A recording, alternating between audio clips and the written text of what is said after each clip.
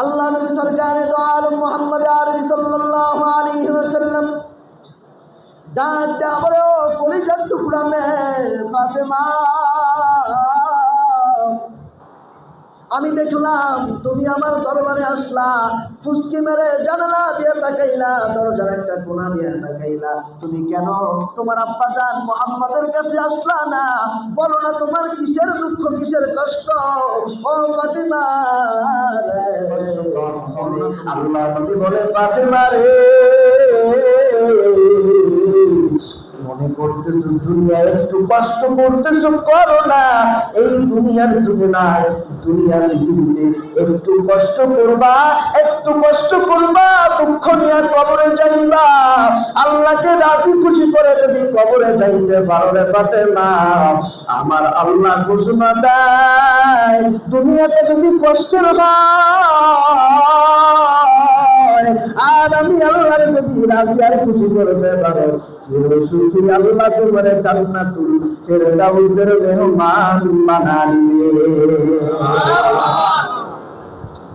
আল্লাহ নবী বলে, ফাতেমারে একটু কষ্ট করো, দুনিয়া থেকে চাইতে দেরি হবে, আল্লাহ তোমার জান্নাত দিতে দেরি করবে।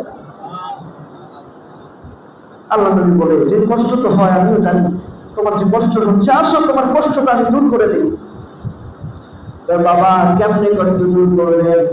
আল্লাহ নবী বলেন, ফাজাইলে আমাদের মধ্যে হাদিসটা আছে। আল্লাহ নবী বলেন, ফাতেমা রে, সারাদিন যখন কাজকর্ম করবা, ক্লান্ত হবা, পানির কাজ করবা, খাবারের কাজ করবা, বাড়ির কাজ করবা, উঠানের কাজ করবা, বাচ্চাদেরকে লালন পালন করবা, অনেক ক্লান্ত হবা, অনেক কষ্ট করবা।